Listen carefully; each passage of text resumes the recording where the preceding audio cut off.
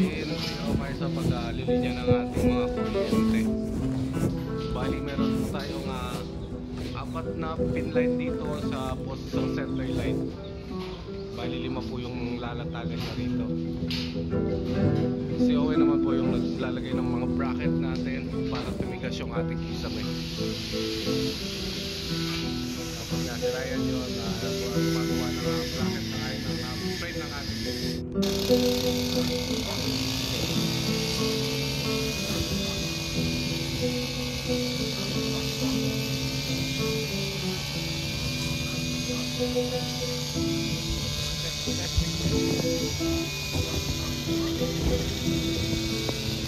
Jolar!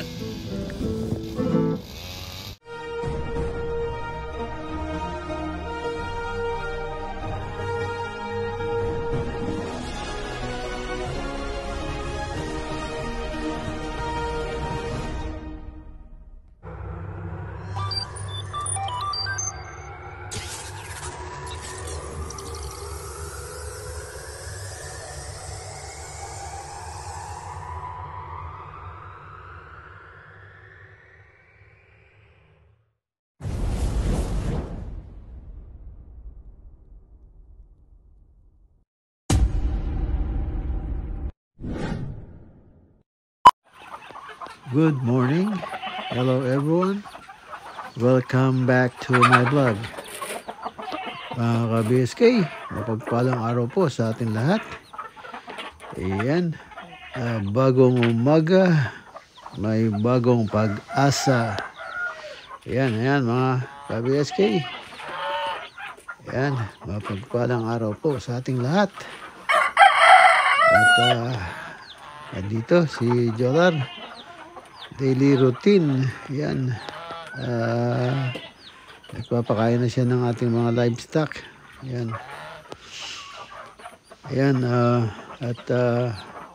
Survey na rin niya yung mga iklog sa pugad. Para mabawasan niya kung marami. Yan. Ayos. Jolar. Very good. Yan, para kasi pag sobrang dami hindi mapipisa, maraming minsan isa lang mapipisa dahil maraming masyadong nilulukoban, hindi niya makaya, hindi niya natatakpan, so hindi napipisa, hindi nabubuo dahil hindi niya naupuan ng maigi. Yan mga ka-BSK. Ayan, at patuloy pa rin yung paggawa sa bahay. Umpisa na sila gumawa kahapon saka ngayon. So ayan, i-update natin maya after na nagpakain ng mga alaga. Ayan, ating mga alaga. Lumipat na si Jolar sa mga bebe, yung mga ducks, Peking ducks, saka yung ating goose at turkey. Yan naman ang papakainin ni Jolar. Ayan, pagkatapos yun almusal muna siguro at yan, malaman natin kay June take over na naman siya ng ating vlog takeover na naman siya after ng bago kumain siguro. So yan, nihintay lang natin si Jolar matapos sa kanyang daily routine. Yan, para hindi niya mapabayaan ang ating mga livestock. Yan, naglalaki yan ng ating mga alaga. Ito mo yung bibi na yan, ang laki, yan, sa ating mga gansa. Yan, at yung mga bibi. Ayan, pumunta naman si Jolar dun sa likod. At papakainin naman niya yung ano, Bengala at ating mga ano, kambing, mga goat. Yan, mga ka-BSK. Samahan niyo po kami itong maghapon na to. At yan, tapusin natin muna yung pakain ni Jola ng mga livestock. Ayan, binalikan niya at nakapagbigay na siya ng pagkain doon sa mga nakataling manok doon, yung ating mga tinali lang. Yan, yung mga lalaki kasi nag-away-away sila sa loob ng kulungan. Yan ang ating mga bibi pagkatapos kumain. Ayan, nag-aagawan na naman sa isang babaeng bibe. Ayan po, nagkakagulo na naman sila. Kaya ayan, marami tayong iklog pag ganyan. Masipag sila at ganado. Yan, yung ating mga bebe.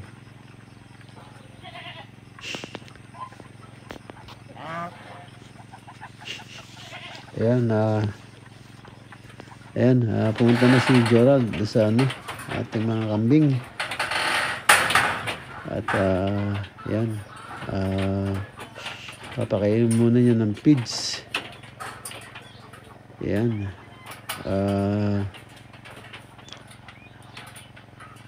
yung ano, yung kambing na lalaki, siyang nandun sa malaking koral, sa malaking room.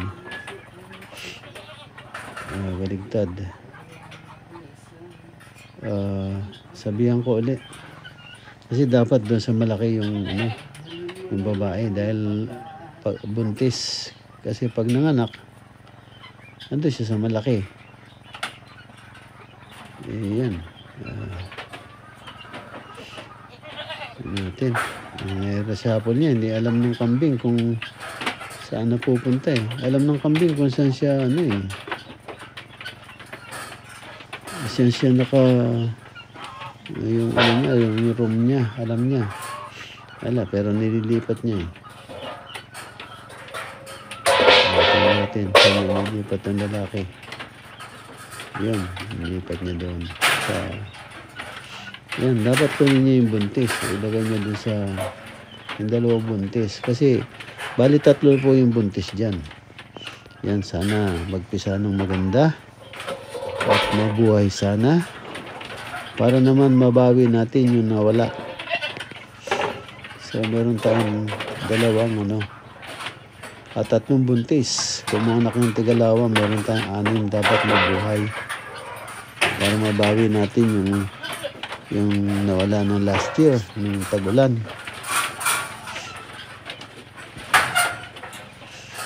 Yan mga ka-BSK, at tatakalan niya na ng pagkain. Sa umaga po yan, umaga. Yan, sa umaga po, konting pellets lang. Sa hapon, yun, doon na. Pinapastol doon sa gitna ng ating kabukid. Kasi maraming damo. So, para mabusog sila. Yan, yan, lumipat na naman yung ano. So, wala, kahit pa mo hatakin, nawili na doon. Kaya kailangan, pag andyan na siya, i-ano mo, sarado mo. Para at least, alam niyang hindi siya dapat doon. Ay, tumatayo na siya. Ayan, mga ka-BSK, at yan,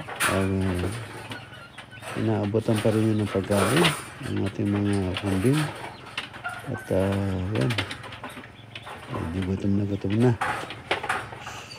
Yan, magandang sa umaga. Yan, gutomin talaga yan. Para pagdating ng tanghali, init na yung araw at yung damot, yun na yan. So, para ganado silang kumain. Ayan mga ka-BSK, at yan, tahimik na sila, busog na. Ayan, meron na silang pagkain. Kaya tahimik na. Oh, ayan na. Ayan mga kabeskay. At tapos na nang binigyan pagkain yung mga kambing. Kaya andito naman siya sa ating mga sisiw. Ayan. Ayan, yung mga napisa sa incubator. Malalaki na. At binibigyan niya ng ano, inumin. Yan, tubig na malinis at pagkain na rin para lumaki agad sila ng gusto.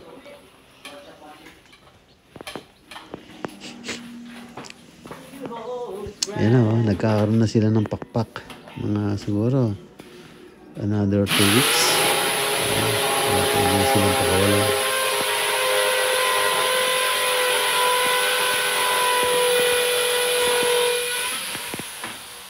Ayan, nilagyan niya ng yung pagkain. Ayan, nilagyan niya ng pagkain. Tapos, ayan, lalagyan niya ng ano. So, mga kambing. Ay, ano, yung mga ating sisiw, may bagong pisa na naman. Ayan, may bagong pisa na naman ang ating mga sisiw, 3. Ayan, meron naman tayong papalakasin. Ayos, nagwo-work na ang ating incubator. Yung mga nauna, hindi lang nila alam na ano, kasi nilagyan nilang puting ilaw, yung LED. Hindi naman mainit yun. Hindi nakapag-isip ng common sense. Dapat mainit dapat ang bumbilya. Ayan, may bagong pisa na naman, 3. So ayan, parami ng parami. Ayos yan. Tama pagdating ko ano na, makapili na tayo kung ano ang market natin. Ayan, bigyan muna natin kay June. Vlog takeover, take it away. A few moments later. Good morning mga idol, yan. Araw po ng Biyernes, dito kami sa Zambales ngayon. Bali yan po, kakape muna tayo at mag-aalmusal bago tayo magsisimulang magtrabaho. So magandang umaga po sa inyong lahat mga idol. Po mga idol, bali nagpiprito ng itlog si Ryan. Tsaka po tuyo na binili natin kahapon na almusal. Magprito ka rin ng talong. May bagoong naman tayo. Yan po, almusal natin yan. Pinritong itlog, tuyo, talong, at magsasangag siya. A few moments later. Yan mga idol, tuyo, itlog, tsaka talong. So yan po ang pangmalakasan natin na welder. So sir, ma'am, kain po tayo almusal bago mag-umpisa sa trabaho. Sarap na sausawan natin, suka, tsaka alamang.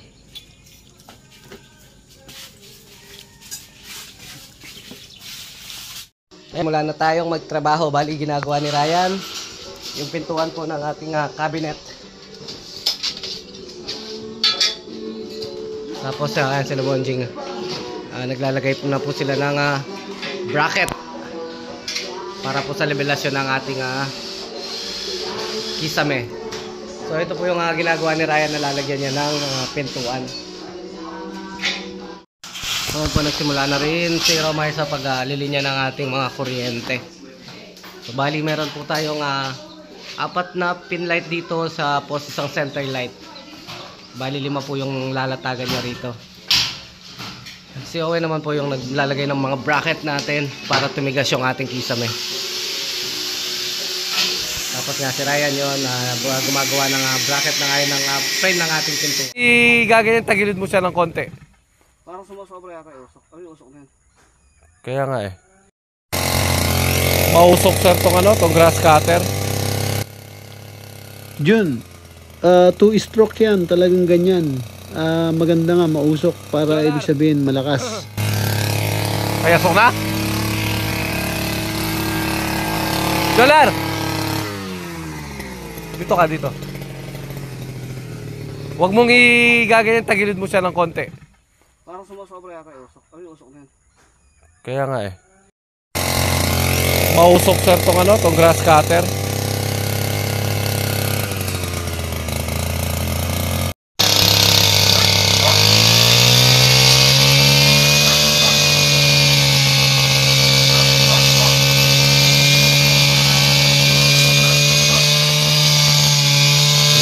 Testing. Jolar! Lar! Jolar, tawag ka. Kakain na raw. A few moments later. Idol, break time tayo. Break time! Sinigang na baboy ang niluto ni Owen. Friends na break time tayo mga idol. Kasama natin dyan si Romar, si Ryan, si Owen at si Jolar. Yan, oh, break time bagok. Yan ang manyama kanyang sir. Sosoling.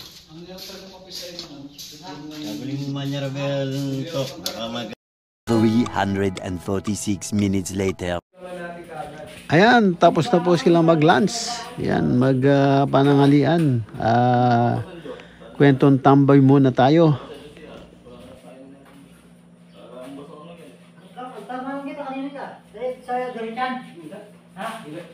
Ayan, bro! Yun! Kailangan yan eh. Di mo di nababalik yun. Oo sir, ipasusukat ko muna yun tsaka nabibilin. Basta importante, mauna na muna itong kisame natin tsaka yung lababo. Submersible? Magamit ako rin. Nandiyan na, Hindi ko, tama ka to. Tignan natin. Nandiyan na, Makalaka talaga po. Sabi ko sa akin, parang may... Ay, bro! Baka na palang bibili! Ano? Wala na pala dito. Ay, malaking pura. Meron pa dyan, sama-sama ko yung iba dyan. Ano yung sinasabi mo may tulo na... Ito sa may poset dito sa paliguan, parang mabigay yata yung elbow sa loob. Sige, check na lang natin.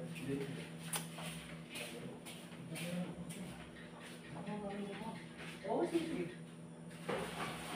Basta sa lahat ng programa dito, check ko na muna. Para kung sakasakali, at sasabihin ko na lang sa'yo. Total, Ang kailangan nyo, elbow! Meron dyan, may elbow dyan, may electric din dyan. kaya nga sir, yung sa shower ka, na ano na sir, para kayong hindi nagtatrabaho, sabi ko na, isipin yung best na ilalabas nyo ng mahaba yan, napakadali lang putulin kung sakasakaling sumobra sa haba, mas mahirap magdugtong. Ito sa pamuti. Nababo na kalagunin kaya, no? Isa sa isla times 10 ha, bibigyan ako ha. Ang tukot ganyan. Nilagyan na lang ng ano, parang di makukuha. Di ba kung bala lang ano doon, nagbari na tayo? Meron, nandun sa lot. Kaya pero sana niya ako. Kasi nga, Saan ka ni Sopa na ka Sinalo. Basta yung gano'n ng pakyong eh. ayun o. Kaya Ako kain-kain naman, lang yan eh. hindi Magkaling presyo na yan. ba pwede? Magkain sito.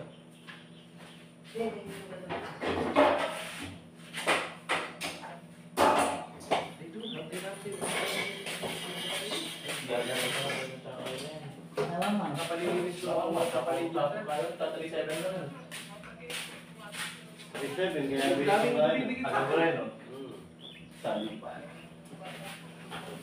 Ano ka do? Sa parinuan. Mura na rin ka. Oo, God bless. Butang... Uy. Oo. Ayan mga ka-BSK, patuloy pa rin ang Riot Builders na paggawa ng ating kisame. Paggawa ng kisame at yung cob. Ayan. So, at ano na sila ng installation na rin ng kuryente. Pero kailangan yata bumili muna ng another switch at saka yung sa breaker para magkaroon ng sariling breaker yung mga ilaw yung sa living room. Yan, patuloy pa rin ng paggawa nila ng mga sa yung mga paglagay ng mga yung paring para sa hardiplex. Yan, para maiporma yung cob. At yung isa naman andun sa lababo, sa kitchen, gumagawa ng cabinet. Inaayos niya yung cabinet. Hindi maganda yung pagkagawa ng isa dahil medyo tagilid yung mga pinto, saka walang shelf sa loob. Pinapalagyan ko, hindi lang pwede yung kahoy dahil malapit kami sa bundok. Madali lang titibagin ng anay yun. Mabilis ang anay dito sa area, dahil malapit siya, napapagitnaan ako ng bundok. So kaya ang talagang kailangan bakal, aluminum, hardiplex, cement board.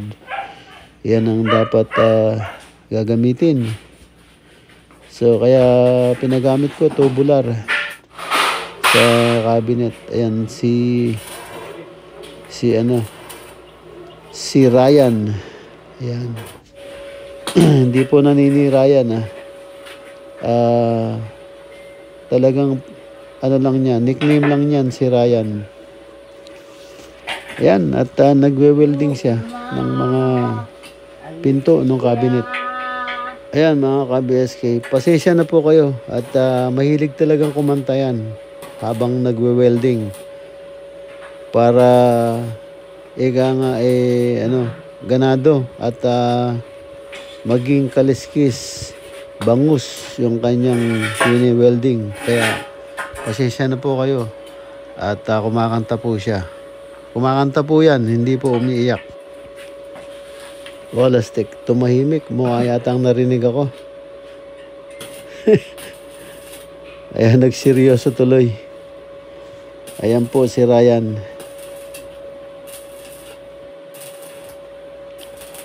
Ayan mga BSK, medyo hapon na po. At tingnan natin si Jolar. At papakainin niya na yung mga livestock, yung mga alaga natin, at hapon na. At mabilis dumilim, kaya yan, mag-ready na siya ng pagkain. Ayan, pinapatukan niya na yung manok. Sinasabog na niya, sabog ang pakain namin sa hapon. Konting patuka lang para busog pag natulog sila. So ayan yung ating mga manok. So ayan, sinasabog lang niya, palay saka mais yata yung sinasabog niya. Ayan, yan ang namin sa hapon, isasabog lang para medyo sisigla sila dahil yan ang kinagisna nila yung kumakalahig habang kumakain. Pag ang manok hindi kumakalahig, umaasa sa feeds, yan, medyo lumalaking ampaw yan. So kaya yan, sinasabog namin. Ayan, dyan na siya sa may kural. Ang sinasabugan niya ngayon ng pagkain ay yung ating mga ducks at Peking duck at saka gansa. Ayan, at saka mga pabo. Ayan, mga ka-BSK, hapon na naman po at natapos na naman nating maghapon Yan, maraming salamat sa panonood at tiwala. Ayan, shoutout dyan sa lahat ng aking subscriber at kaibigan. Shout out. At thank you for watching. Kita na tayo sa sunod na upload. Maraming salamat po. Ingat po dyan and God bless. Bye-bye, bye-bye. Bye-bye, bye-bye.